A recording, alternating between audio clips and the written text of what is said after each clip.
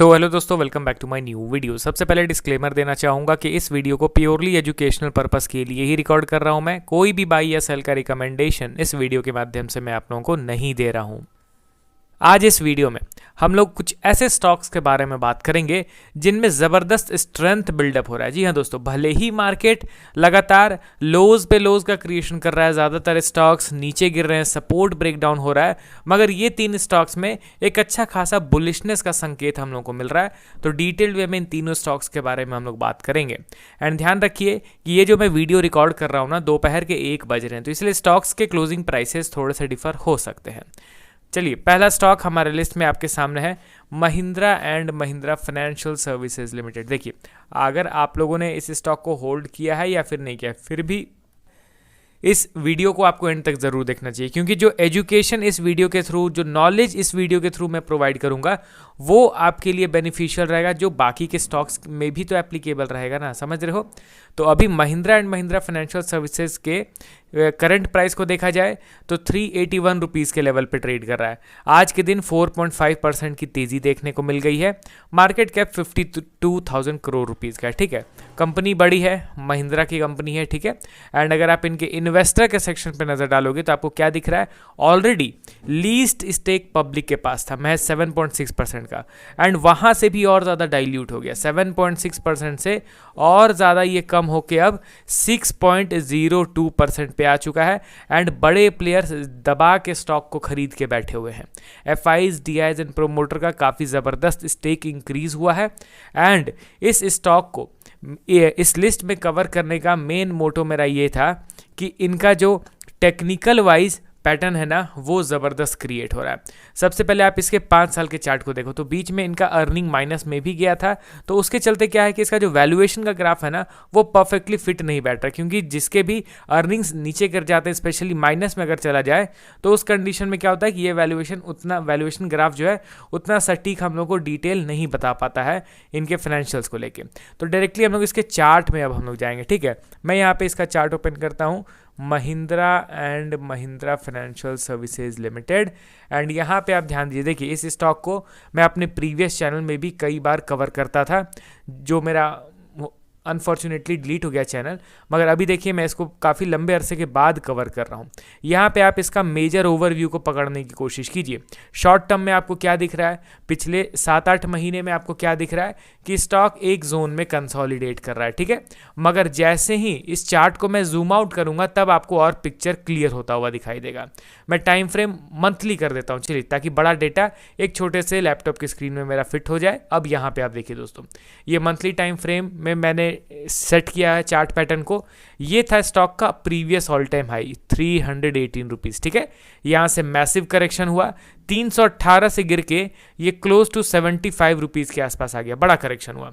फिर धीरे धीरे करके ये रिकवर करता है, अगेन उस लेवल को टच करता है, फिर नीचे गिरता है, फिर टच करता है, फिर नीचे गिरता है, एंड फाइनली इसका ब्रेकआउट दे देता है। अब आप समझिए दोस्तों, ये जो अप्स एंड डाउन्स स्टॉक्स में मिले हैं ना, उस अप्स एंड डाउन्स के चलते यहाँ पे बहुत बड़ा बायर एंड सेलर का फुटप्रिंट हम लोग को पता चल रहा है। एंड यहाँ पे एक मेजर चार्ट पैटर्न का भी क्रिएशन ऑलमोस्ट हो गया है। कौन सा वो चार्ट पैटर्न है? बिल्कुल सही आप लोगों ने गेस किया दोस्तों, cup with handle chart pattern. ये हो गया बड़े टाइम फ्रेम में कप, ये हो गया स्टॉक का ये हैंडल, एंड ये हो गया इसका नेकलाइन। आप समझ रहे हो ना, इस नेकलाइन को ये ब्रेकआउट ऑलमोस्ट दे चुका है। अब देखिए इस cup with handle chart pattern के हिसाब से टेक्निकल वाइज स्टॉक कितना ऊपर मूव कर सकता है। देखिए फंडामेंटल वाइज तो स्टॉक अच्छा है ही, मगर टेक्निकल वाइज अगर इसके टारगेट लेवल को हम लोग आइडेंटिफाई करने की कोशिश करें तो सिंपली हम लोग को इसके डेप्थ को मेजर करना है। डेप्थ इसका है ऑलमोस्ट 240 पॉइंट्स, एंड 240 पॉइंट अगर हम लोग ऊपर की ओर फोरकास्ट करते हैं तो 571 रुपीज़, यानी टेक्निकल बेस पे, यानी शॉर्ट टू मीडियम टर्म में ये 571 रुपीज़ के आसपास जाने का पोटेंशियल रखता है। अब देखिए यहाँ पे ये जर्नी को कैसे तय करेगा। सपोज कीजिए कि ये इसका टारगेट लेवल है, क्या ये लगातार 90 डिग्री में इस तरीके से मूव करेगा एंड इसको टच कर देगा? क्या इतना सिंपल है? नहीं, बीच बीच में ये ट्रैप करेगा, लोगों को निकालेगा, जो बुलिश व्यू लेके चल रहे हैं उनको ये निकालने की कोशिश करेगा, एंड एट द एंड ये ऊपर की ओर मूव करेगा।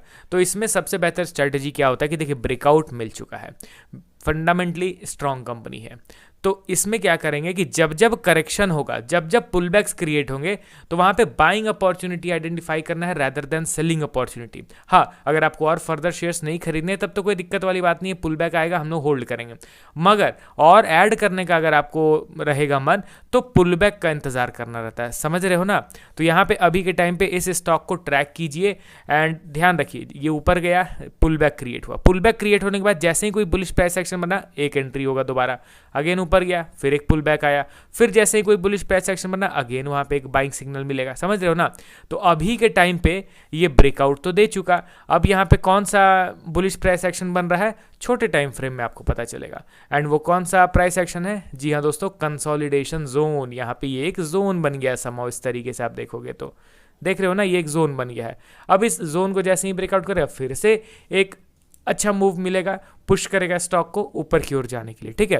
तो इस तरीके से मल्टीपल टाइम फ्रेम एनालिसिस करना रहता है, टॉप टू डाउन, मतलब कि बड़े टाइम फ्रेम फिर छोटे टाइम फ्रेम में स्विच करोगे तो आप अच्छी तरीके से किसी भी स्टॉक का एनालिसिस कर पाओगे। चलिए अब हम लोग बढ़ते हैं अगले स्टॉक की ओर। हमारे लिस्ट में फार्मा सेक्टर से बिलोंग करता है, ये भी बहुत बड़ी कंपनी है, Aurobindo pharma limited. Market cap 69,000 crore rupees का एंड करेंटली 1200 के भाव पे ये ट्रेड कर रहा है विथ 3.12% अप मूव। अब इसके वैल्यूएशन के चार्ट को सबसे पहले देख लेते हैं, क्योंकि देखिए फर्दर फंडामेंटल एनालिसिस करने की जरूरत है नहीं, आपको भी पता है कंपनी बहुत बड़ी है। एंड वैल्यूएशन अगर देखा जाए तो ऐसा नहीं है कि ये ओवर वैल्यूड है, पी रेशियो भी क्लोज टू 19 है, तो ये जस्टिफाइड है, ठीक है, उतना ज़्यादा महंगा नहीं है। हाँ, एक टाइम था जब इनका पी रेशियो 28 के आसपास चला गया था, तो उसके हिसाब से तो ऑब्वियसली करेक्शन हुआ है इनके वैल्यूएशन में। इन्वेस्टर के सेक्शन पे आप नज़र डालोगे तो ज़बरदस्त शेयर होल्डिंग पैटर्न स्ट्रांग बनता जा रहा है। पब्लिक के पास सिर्फ 10% का स्टेक था, जो कि लगातार गिरते गिरते अब 6.5% पे हो गया। एंड बाकी तो आपको समझ में आ ही रहा है कि 100% में अगर सिर्फ 6.5% पब्लिक के पास है तो बाकी के सारे शेयर्स बिग प्लेयर्स के हैंड्स में डाइवर्ट हो गया है। अब इसके चार्ट को मैं आपको ओपन करके दिखाता हूँ, ठीक है। देखिए क्योंकि ये सारे बड़े कंपनीज है तो इसका ज़्यादा फंडामेंटल एनालिसिस करने की हम लोग को तो ज़रूरत है नहीं, तो मैं ये वीडियो में नहीं कवर कर रहा हूँ फंडामेंटल एनालिसिस, नहीं तो वीडियो बहुत लंबा हो जाएगा।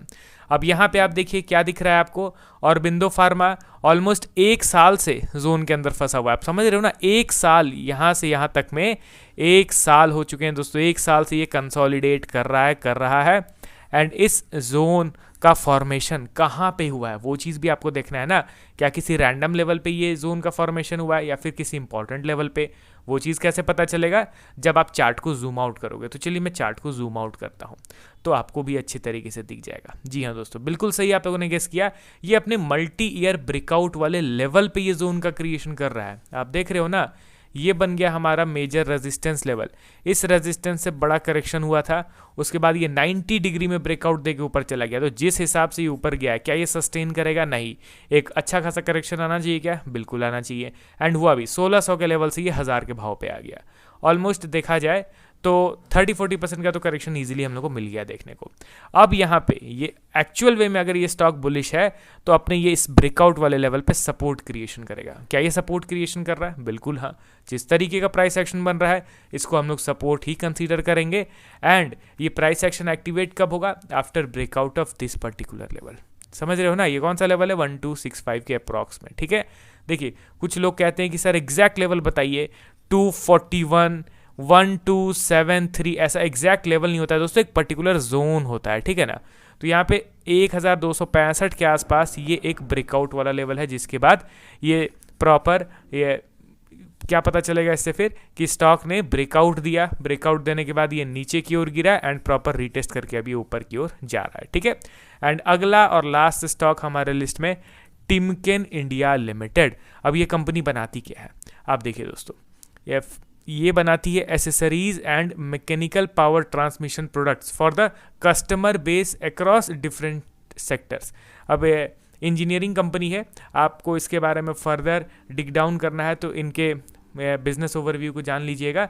हालांकि ये कंपनी भी फंडामेंटली स्ट्रांग है। देखिए मार्केट कैप 25,000 करोड़ का है, मिड कैप है। इनके इन्वेस्टर के सेक्शन पे ध्यान दीजिए, पब्लिक का शेयर होल्डिंग 15 से घट के 11 हो गया, बाकी का शेयर होल्डिंग FISDIs का अच्छा खासा बढ़ गया है। एंड इसके टेक्निकल वाइज को आप देखोगे तो आपको पता चलेगा कि अपने मेजर रेजिस्टेंस लेवल पे पहुंच गया है। आप देख रहे हो ना, यहाँ से एक स्ट्रॉन्ग रैली, कंसोलिडेशन, एक बाइंग स्पाइक, लोगों को किया इसने ट्रैप, फिर नीचे गिरा, अगेन यहाँ पे वहीं पे कंसोलिडेट कर रहा है। तो ये बन गया हमारा major resistance close to 3600 track